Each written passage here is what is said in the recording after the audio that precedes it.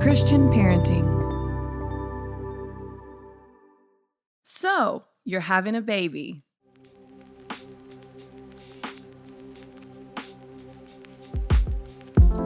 So in today's episode, we're going to go into what is one of my favorite topics when it comes to parenting a newborn, which is how absolutely crazy other people get around pregnant women and babies, and how to set boundaries so that those crazy people don't make you crazy. Yeah, wild times, I'm telling you. And a hot tip, it gets easier when people ask and you can say it's your second. So people always, it's like their first question is, oh, is this your first? And when you say yes, that swings wide open the door for their unsolicited advice. Let me tell you. And so when I was pregnant with Wells, our second, and I got to say, oh no, it's my second. Then people know, oh, she's done this before. She knows what she's doing. And it's amazing how people just are quiet. But honestly, most of the time it changes to, oh, your hands are so full. And they're like helpful. Sure. And they like want to like actually help you the first time around. They just want to scare you to death. Like that helps anything. Like you are pregnant. It just is what it is. Yeah. So I'm just here to give you full permission to just straight up lie to strangers and tell them it's not your first time being pregnant. Tell them it's your second. Amazing. So that's one way to go is Rachel's way. You can just lie your way into not dealing with crazy people. That works. But for maybe a more in-depth, let's say moral way to set yourselves up to deal with the craziness, let's dive into today's conversation. So I'm Craig. And I'm Rachel. And we know that parenting a newborn is real hard, but we're here to help.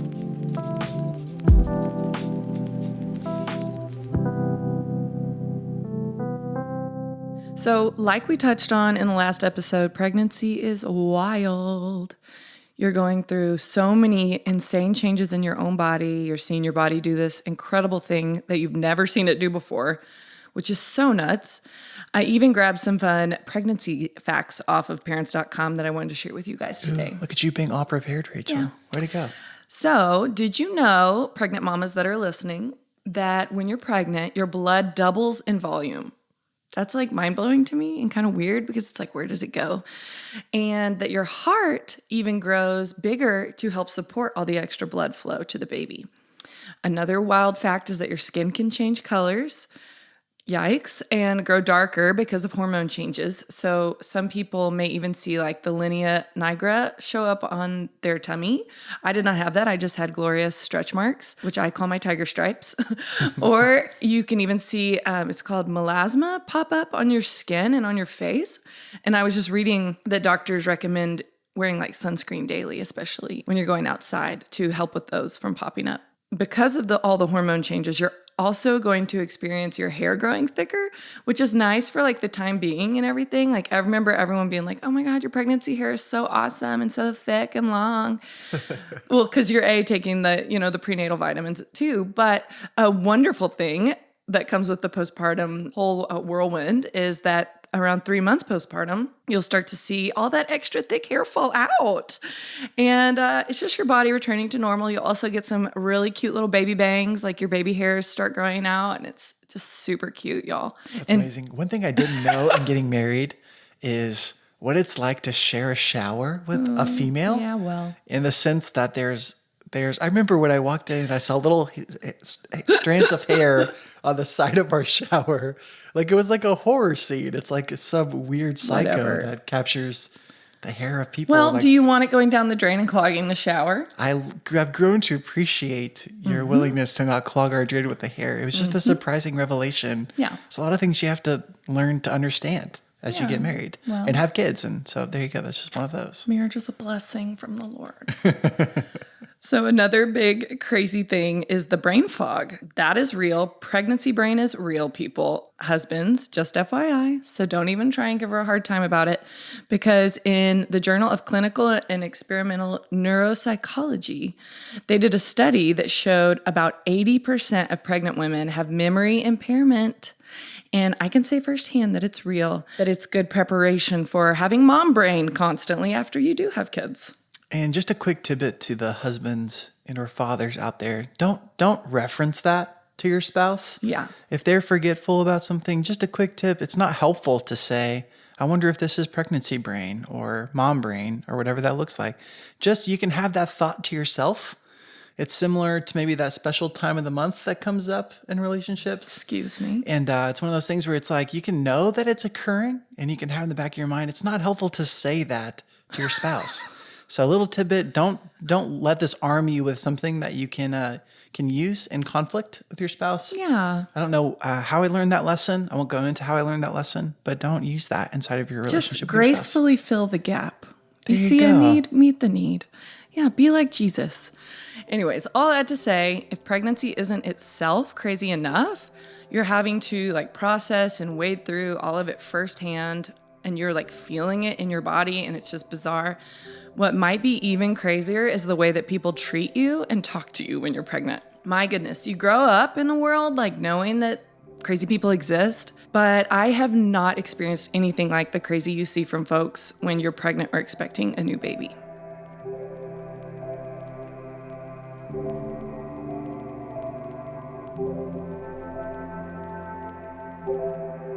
So last week, Rachel, we talked about you call her precious lady. I call her terrible human being lady at Macy's as we're just trying to give her our money to buy a new couch. And her comment about her being convinced, even though you've had a sonogram and doctors have told you that Multiple, you actually. are in fact not having twins. This woman, just at the sight of you, is convinced based on her experience that you are in Yes. fact having twins, Yep. and could not let that go. That was not after purchase; that was pre-purchase. So I have no idea how this woman is surviving in life in any form or fashion with that type of social skills, but she is. She's there. She has that job. And that was a crazy story. I'm sure that other people have had crazy stories. That's by no means the only crazy story that we have to share. We could fill up too many seasons of podcasts with crazy stories from our time of having our boys when you were pregnant and all of that. But just today, let's share maybe our two other favorite stories to example how crazy people are in the season before we get to how to deal with those crazy people. So maybe start off by sharing this story that you know I love about the lady at Walgreens.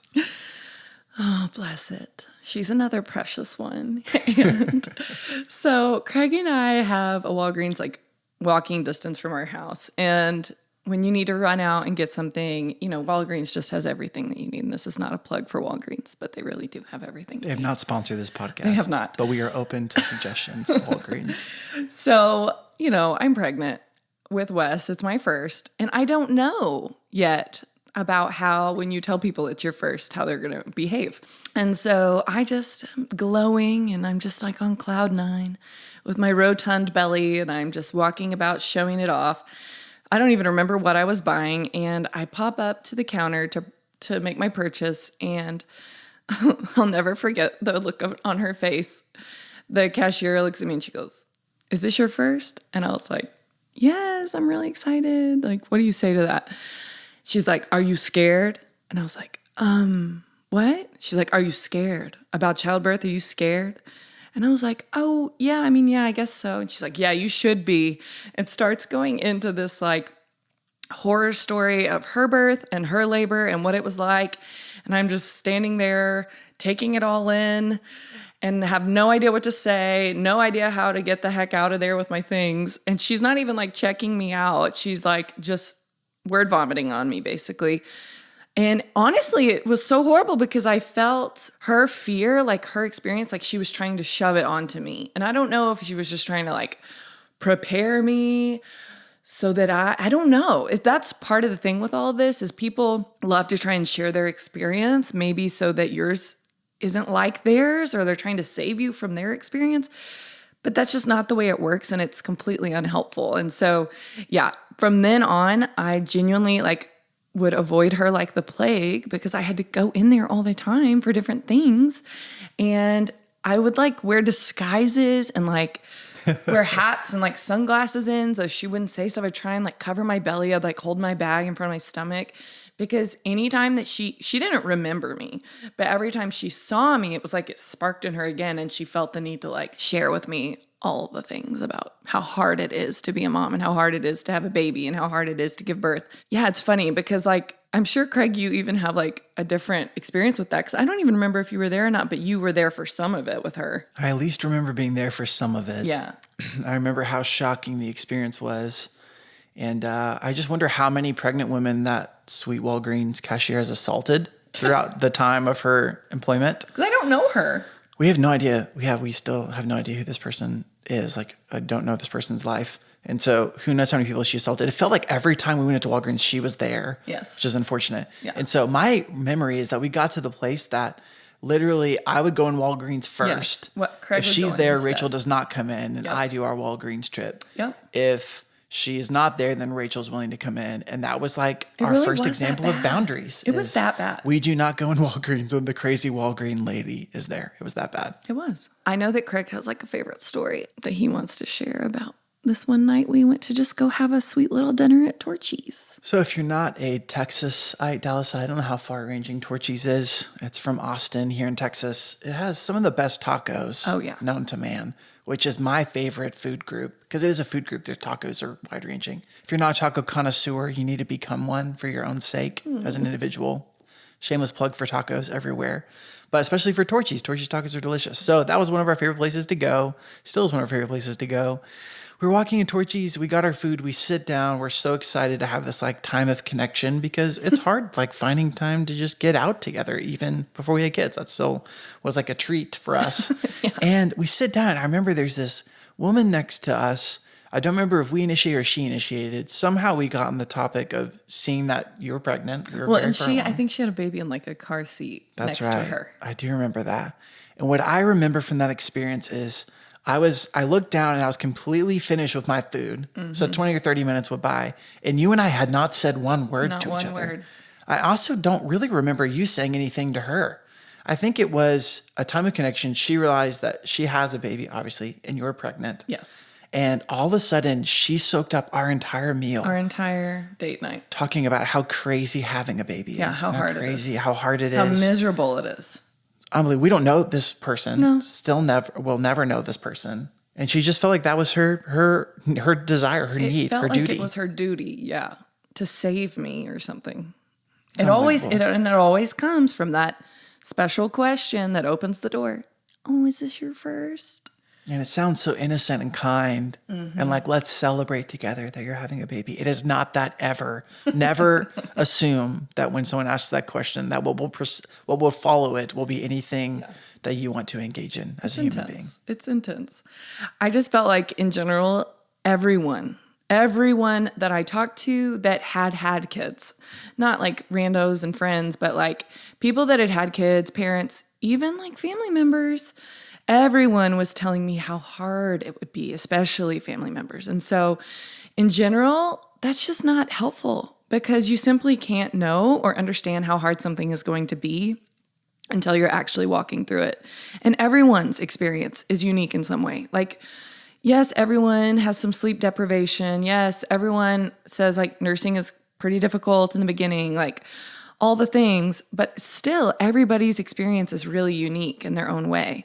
And I know people in general are looking to help. They want your experience to be easier than theirs was. And that is one thing, but the way that people often communicate it is unhelpful and does more harm than good. So, for example, I remember like the intense fear that I felt after like different family sit downs where they wanted to tell me about literally just how hard it is. That's literally the topic of conversation while I'm already pregnant. And I remember just having to like put up boundaries and say, look, I'm already pregnant. There's nothing I can do about it.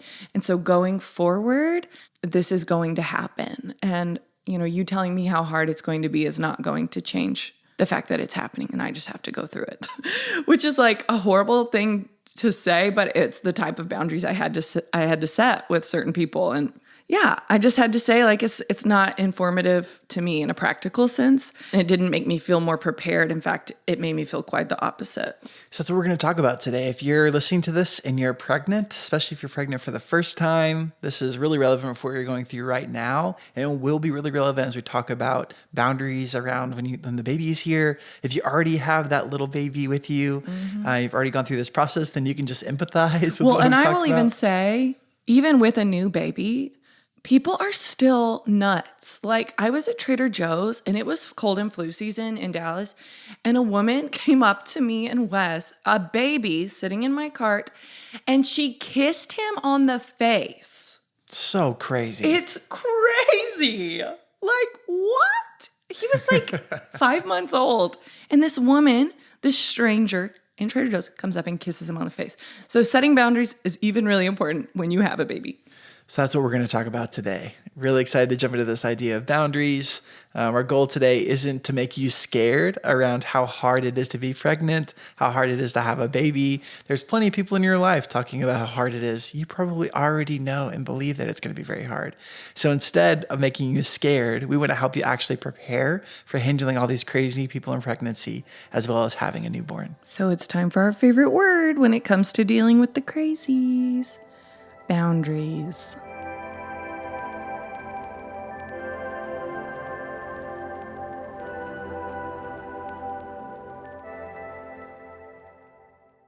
Boundaries are tricky. For many of us, setting boundaries is super uncomfortable. For some, it probably comes naturally, and yay for you. Like, I'm jealous because I'm not one of those people. For fear of like hurting with other people's feelings, I have always been really nervous to set boundaries and be really clear with people, even when it comes to advocating for myself and my own needs, which this is just like a huge concept for families and for new parents and for pregnant women and for their husbands to be able to advocate for the needs of this mom, the needs of the dad, the needs of this baby above anyone else's feelings, if that makes sense. I think this is a common misconception in the church that advocating and voicing and speaking up for what you need personally has like this negative stigma. It's like this misconception that it's not godly or that it's not meek or humble or that it's selfish to speak up for what you need. It just couldn't be more important in this time because there's going to be so many things that you as a pregnant woman need, and as you're recovering that you need, and just as you're in pain, I don't know, there's just a million different reasons why you need to become comfortable with advocating and voicing what you need, speaking up for what you need. And same goes for the husband, to speak up for your wife, to advocate for your family, for your baby. You guys can't be afraid to maybe hurt some people's feelings when it comes to speaking up for what's best for your family. Yeah, that's good. And I think that's because it ends up trapping people in this like fear of man and also this never-ending unhealthy cycle of pleasing people. And the reality is you and your spouse having this baby means that you two are parents now, and you're the parents of this baby. No one else is this baby's parents but you guys. And so people may try to come in and tell you how everything should be done. That's my experience by far, is people trying to tell me how to sleep train, how to nurse, how to parent. Oh, you should just bottle feed. Oh, just feed the baby when they're hungry. Oh, it literally just goes on and on. Oh, the baby woke up. You should just go get them. It's a million reasons and things. And so it's just really up for you two to decide and then communicate clearly and confidently what you're going to do and what you choose. Like, by setting boundaries, we don't mean like being harsh or cold with people, even though it may often come off that way if people aren't used to receiving clear boundaries. That's so good. So our favorite book on the subject of boundaries is by Henry Cloud and John Townsend. Here's the way they put it in their book: Boundaries, When to Say Yes, How to Say No. They write, when we begin to set boundaries with people we love, a really hard thing happens. They hurt. They may feel a hole where you used to plug up their aloneness, their disorganization, or their financial irresponsibility. Whatever it is, they will feel a loss. If you love them, this will be difficult for you to watch. But when you're dealing with someone who's hurting, remember that your boundaries are both necessary for you and helpful for them. If you've been enabling them to be irresponsible, your limit setting may nudge them towards responsibility. I think that was our experience, that it's tough when you have a newborn, especially if it's your first, talking to your family and friends and even strangers about wanting to set boundaries so that you can make space to parent this newborn the way that makes sense to you. It's tough because they have this sense, and Earth said, that they've been there before. They've had a baby, they're past that season. They've raised kids all the way through, and they have all these lessons that they've learned. There's these things they want to teach you and show you. And there's a space for all of that. And I want to encourage you to ask questions and listen and get feedback and input and advice, and all that's really helpful. But there's a space when it comes unsolicited, and there's an amount of it that gets offered in that season that's so overwhelming. And like Rachel said, you need to go through this experience on your own a little bit. You need to figure out what works for you. you and your spouse. You need to figure out what your family dynamic is. There's a lot of great stuff out there that's constantly coming out about what it means to take care of a newborn, and science is improving, and therapy and psychotherapy and all those categories are improving, and there's great resources. And so I remember we got told some stuff even by one of our nurses that was just straight up wrong. Like when we were in the hospital, and our pediatrician confirmed that afterwards. She was so shocked that the nurse that was taking care of us in those first few days after we had our baby was just straight up wrong. And because it had been decades since she had gotten trained in this. And so it doesn't mean that there's an ageism thing or a gap there, but it does mean that, like Rachel said, you're responsible for implementing the things that you think are going to make you successful as a family. And that's why boundaries are so important. But they're not always well received. Sometimes I remember feeling like I'm coming off prideful, and I had to be willing to do that for the sake of setting up my family to be able to thrive in that season. So boundaries are this thing that can be really hard to communicate, can be hard to put in place, but incredibly helpful, incredibly necessary, and so good. And they really are in that category of being both hard and good. Yeah. And we're going to talk more about that in this season in general, just like deciding that I'm going to do the hard work so that my family can thrive. And that's just a part, I think, of growing up and becoming a parent and becoming a real adult. I feel like, honestly, we did not become like super duper adults until we had kids. Because that's when you really are. You're like forced into this space to make these hard decisions and to say hard things. That doesn't mean they're bad things, but to say harder things to people that you love and kind of, leave and cleave a little bit. Yeah. It's just funny. Family dynamics around having a new baby are just complicated, and every family handles them differently. I've seen families with literally no boundaries at all, where people come and go as they please. Like once they get home with the baby, it's like Aunt Susie pops up and stays for 5 hours. And then the next day, Cousin Louie comes. I mean, and it's just like, they love it. And like, that's how they want to do family. And I think that's awesome. But then I've seen the other extreme where families are heavily regimented and like almost formal in their approach to their time together. They'll like make a schedule, and this is when so-and-so's mom is coming. That's when my mom is coming. And like, they just divvy it out, and that works for them too. And that's the thing, is there's no right or wrong answer, just what is right for you and your family. So whatever you both decide, it's hugely important that you communicate what feels right for you individually to each other, and then you make decisions together as a team. If you're not on the same page, work together and find a compromise. That's so good, Rachel. So what we're going to do now, we talked about how crazy people are. We've talked about this context for why boundaries matter. And I think that's something that resonates with all of us, even apart from having a baby and being pregnant. And that whole process is growing into this freedom to express boundaries that help us create the life that we believe that God's creating for us and that we want to lead. And so what we're going to do now is jump into how we actually do this. So we're going to set some examples of what this might look like. Like Rachel said, that the goal here isn't us prescribing what this needs to look like for you. Every person's wired differently. I'm incredibly introverted. Rachel's very extroverted. Our families are very different. And so the way that those families come together is very different. And those are all very different scenarios than you that are listening and what that looks like. And so what we're going to do now is just talk about some broad ranging areas that we think it's helpful and what that looks like to set boundaries, and then jump specifically into some questions that we want to help you ask for yourself, so that the most important part of this work is that you and your spouse sitting down together, open-hearted, maybe with a journal in hand, processing through what this space might look like for you. And again, if you're pregnant, this is a perfect time to create this system of boundaries for yourselves and communicate that before the baby arrives. It's a little bit easier to do that before the baby comes, because it's a little bit harder to create those when everyone's so excited to be around that baby all the time.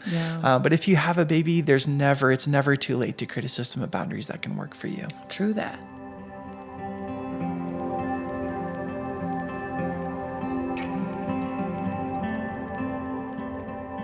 So Craig, you are really good at this. You're probably better at this than literally anybody that I know. And it's funny because if you know Craig is so kind. He's so gentle. Like, that's always the way people describe him for me at first. But Craig is very clear and very good at communicating with people. And he's spent a lot of time working towards that. I mean, that wasn't like your natural bend, I wouldn't say. For sure.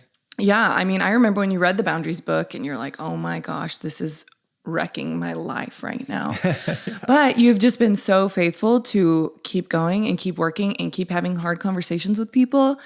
and freeing yourself up to live this like life of boundaries and health, and you have space and you have margin and you protect yourself and you protect our family so well. And so I would love for you to touch on like some different examples, because honestly, for the mom, you're with the baby like all the time. You know, they're basically attached to your body, not just when you're pregnant. So it's like you're recovering, you're giving birth, like it's all these things, and you're pretty like focused on the baby. And so we found that it was really Craig's job to protect me, to protect the baby, to manage people coming over, to manage like people being in the know about labor, to manage who was coming into the hospital room when, who's meeting the baby when. He really managed like food delivery and people coming over. So Craig, can you just kind of share a little bit about what that process was like for you? Yeah, absolutely. Well, thanks for saying that. And like you're saying, it's really true. And this is less of a gender roles conversation around, we're really big advocates for the dad and the mom and husband and wife, man and women, figuring out what makes the most sense for their dynamic and their family and their wiring and all that. But this is more of a biology conversation. Yeah. And that around the time of birth and in pregnancy, like and thankfully cannot become physically pregnant as a man. I cannot do that. So I cannot bear that burden for our family. Rachel alone had to carry that burden, and I just had to help as much as I can. You're welcome. Thank you. Thank you again. I know I've said thank you before. I'll always take the opportunity to say thank you again for doing that. It's crazy. I cannot believe that you did that.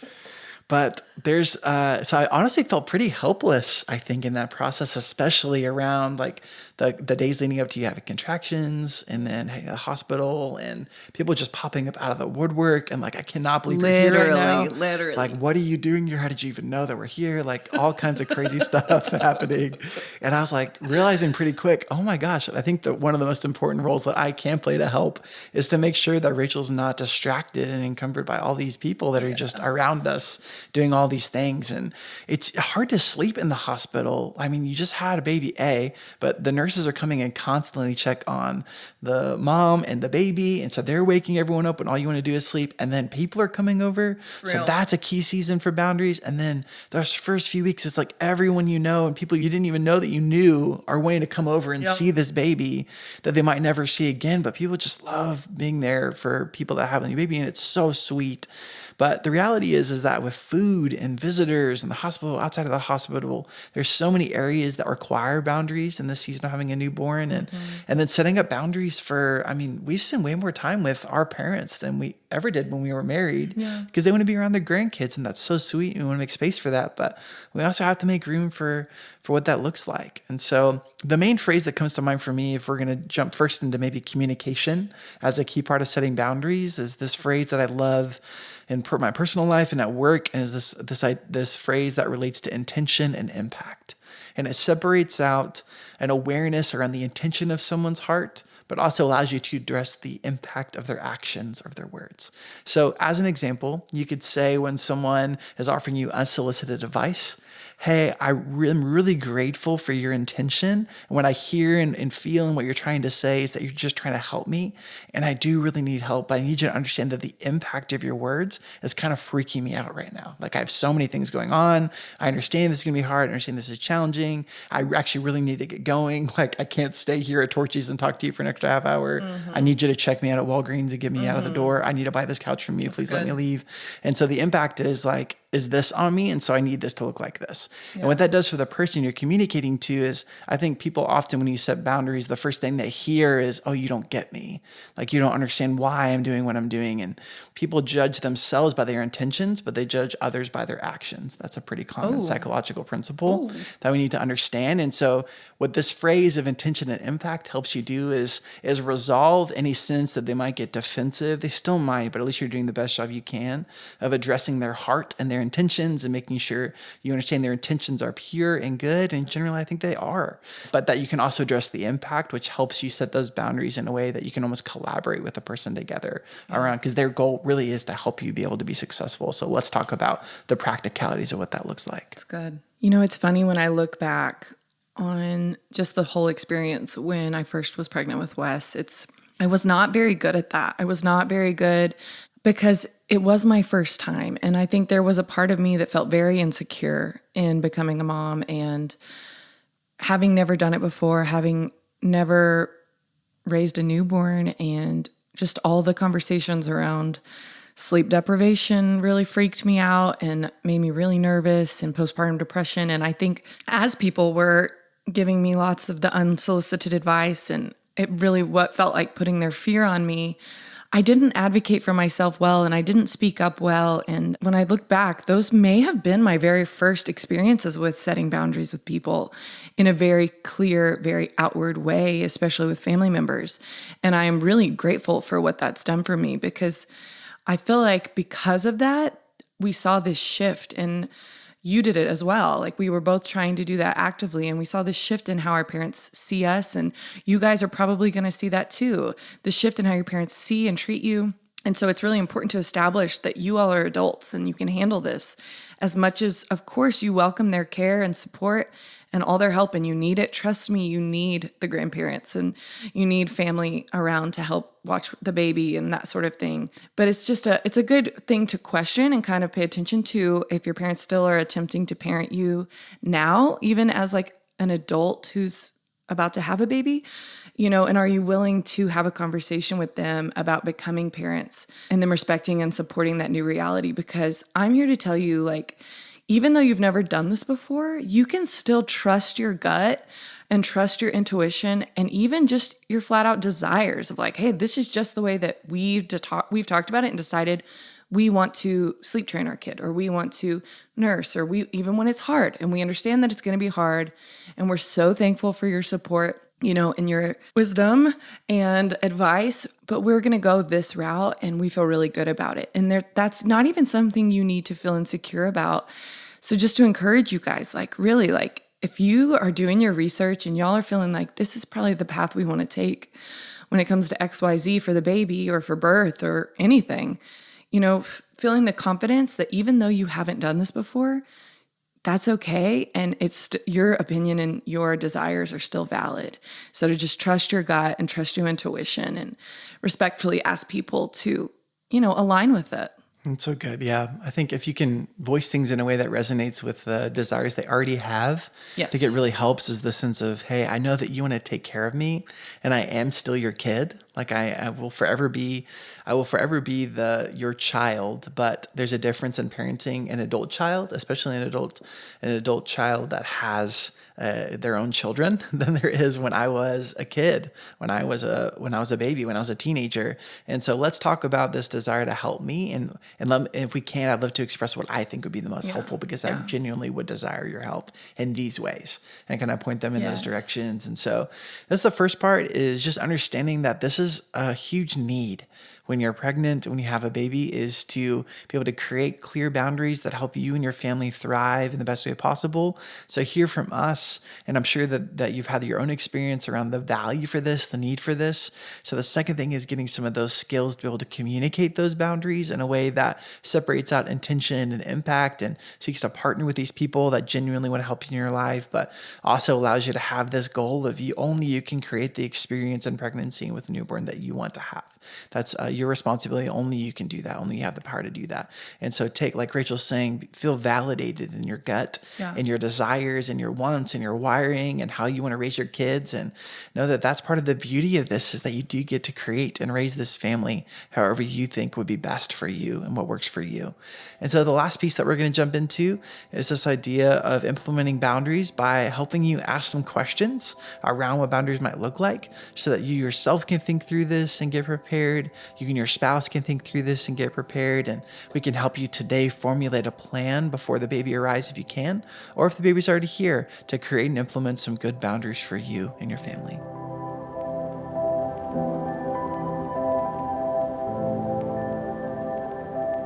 Okay, so we have 6 questions we want you to ask yourself, and even ask your spouse as you talk about what boundaries would be most helpful.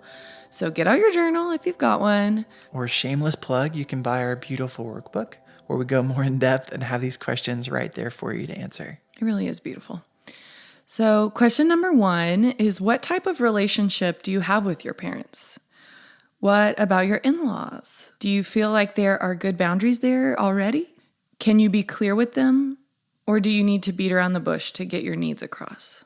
And this is a chance for you to personalize this idea of boundaries because every family is different. And you might have a wonderful relationship with your parents. Your parents might be doing a great job of respecting your stage in life and wanting to be able to be set up. You might be asking them they might be too far away from your boundaries. You might be actually asking them to get a little bit closer and you could really use their help in this season. And can they, if they don't live local, can they, be here in these dates and get that locked down with their calendars if they're busy? And so everyone's family really is different. So this is a chance to kind of think through for yourself and with your spouse and with your family and your in-laws. What is this process like already for you, and how can that lead into the preferred future that you want with boundaries with your family? And so based on your current context with your family, second question is, what kind of boundaries do you want to set with your parents now? Maybe they're emotional boundaries or physical boundaries, time boundaries. What type of boundaries do you think you need the most, and what would that look like with your parents going forward?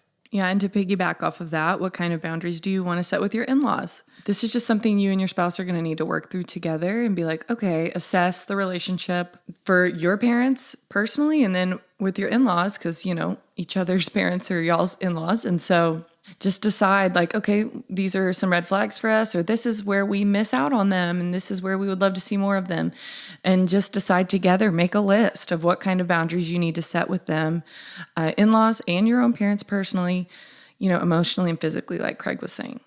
And we'll say if our families are listening, we genuinely love our families. Like I love my family. I love Rachel's family. Yeah. Rachel loves her family and my family. And that's all our one big family now. And it's been such a good process. But also I was really surprised in myself how jumping into having kids, I had a kind of a picture in my mind of what it was going to be like with family. And that was a different picture than you had in your mind because our families were different growing up. Well, and Craig is really introverted and I'm really extroverted. So I don't mind people around as much, and Craig sometimes needs alone time. Absolutely. And growing up, I saw my grandparents, as much as I love them, maybe once, twice a year. My cousins and aunts and uncles once, twice a year. Yeah. Rachel has always been around her whole family. I mean, from her nuclear family to her extended family, they're all very close, which I love. As an introvert, that's something that's taken time for me to get used to, and embracing and growing in that, which I love, has been such a healthy process for me. But you might, as you ask these questions, I say all that to encourage you to say, don't assume that you already know the answers here. You might be surprised in yourself to find that you have a picture in your mind you've never communicated to your spouse about how you're hoping this works with your families. Yeah. And you might have a picture, your spouse might have a picture in their mind that they haven't communicated to you. And so I genuinely want to encourage you to sit down and have a conversation and figure out, how are you already seeing this playing out? And how do we have a mutual picture together that's clear so that we can be on the same page and make sure the environment we're setting up works for all of us. Yeah. And that leads into the fourth question. What do you foresee being the potential issues with your parents and in-laws? So are they respecting your boundaries right now? Maybe you've set some and they're not respecting them. And so as you set boundaries in the future, how do you foresee them respecting those things? And what do conversations need to look like? What does it look like if they don't adhere to the boundaries that you're setting? And what do those conversations look like? Having some sorts of preparation for how you see this playing out into the future once the boundaries are set is another really important piece of the puzzle. And I know this probably feels like icky for some of you if you're like me, very conflict avoidant. Just trust me that it's so worth it. And everybody comes around. Like family, sometimes people just need space after you set boundaries. But in our experience, it's only made our relationship with our parents richer, and with our aunts and uncles and siblings just richer to just have clear communication, even if it's more challenging. So number 5 is together with your husband, with your wife, write down who you want in the delivery room. So for me and Craig, that was just me, Craig, and the doctor. Also write down the order of who will meet the baby. I know that sounds crazy and stupid, but it's important. You're going to have so many people want to come into the delivery room right after you busted open your body. Okay? If you're having a C-section, it's different. I've had both. They don't get to see you after you've had a C-section for a while. But, literally right after you get sewn up, people are knocking on that door or texting your husband. They want to get in there. They want to meet this baby. So, for instance, you could say only grandparents come in after the delivery. Everyone else has to wait until you're settled and in your permanent room, and they'll move you up to your postpartum room. And that's totally great too. You can decide which grandparents you want to come into the delivery room while you're down in like what's it called? I don't remember, but just where you have babies. Decide ahead of time so that when people are texting your husband, because they're probably not really going to be texting you, and they're asking to visit, you already know what you're going to say because it is awkward. And it just helps to have it settled and figured out. And we even had some conversations with parents and sisters and brothers and aunts and uncles ahead of time, just so that everyone was clear with because everyone feels awkward and everybody feels like they want to be there for you. And so it's just really good to just be clear, like we were saying.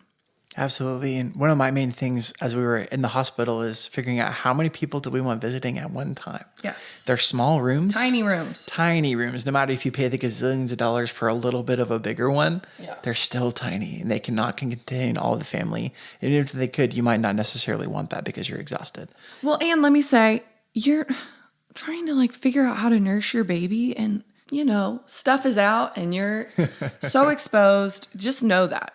The hospital room stay, nurses are trying to help you figure out how to breastfeed. It's just crazy, okay? And so just take a robe, be ready for visitors, but also be ready to say, hey, we need you to wait out in the hall until she's done, getting her stuff checked out.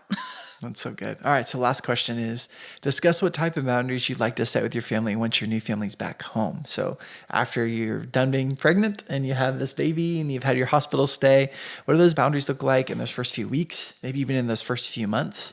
You may have different preferences as a husband and wife, and know that that's okay. But the goal needs to be that you work together to come to a compromise together and decide on a time clearly and kindly to communicate your wishes with your family. It's a key part of the process. So figure out what that looks like. Even communicate it with some flexibility. I think that's a really important part of the process because you'll get our initial response from people was, how can you possibly know what it's going to be like? And that's to some degree true, but you also still are the same person when you have a baby as you were before. You still have the same preferences and wiring and all those things. And so it's helpful to say, look, this is something that we just want to have a plan in place because we know we're going to be exhausted. We know everyone wants to help and we really want your help. And so we're going to be flexible with this, but this is what makes the most sense to us now. And then feel free to change your mind. If you have a day where you really want some extra help, if you have a day where you're tired of seeing people, be willing to communicate what's best for you and your family and prioritize that first and above any other thing, anyone else that's trying to get there to help you or see you. So to review, people are crazy when you are pregnant. When you have a baby, people are absolutely insane. I'm sure you all have your own stories. We'd love to hear your stories. If you want to find a way to reach out to us through our email, through our website, we'd love to hear your crazy stories from when you were pregnant or are pregnant or having your newborn. So people are crazy. And because people are crazy, that even includes family. You need to be willing and able to set up boundaries to help you and your family thrive. This life is hard enough. It's especially hard when you have a new baby. And so in order to help life be a little bit less hard and a little bit more able to help you thrive, it's important to be able to create these boundaries. So a key part of that is communication, being willing to address people's intention and thank them for their intention, but also be willing to be clear about the impact of their words or their actions, be willing to create a plan as a husband and wife and mom and dad, and then communicate that plan as clearly as you can to those that will be heavily involved, and then be flexible with that plan as inevitably changes come. But the goal here is that you would be able to trust your gut, like Rachel has said, trust your heart, know your wiring, care for one another and for this baby as your first and primary calling inside of this season. And then in the midst of that, be able to also love and care and thank for those people that are around you, whether they might be family members, extended family, far extended family, friends, strangers, whatever it is. Be able to initiate and create these boundaries to help you not just get through the season of having a newborn, but thrive in the season of having a newborn.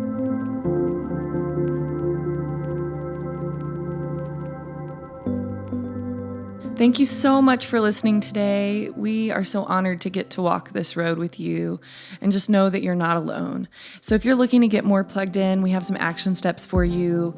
Number one, you can get the workbook. If you go to christianparenting.org, it's called A Parent's Guide to a New Baby, and it is awesome. It's like our third child. It is like our third child. We put so much heart and soul into it, and we would just love for you to get as much out of this season as you can. As always, you can subscribe to our podcast, rate and review, and tell your friends. And we know that parenting a newborn is real hard, but Rachel and I are here to help.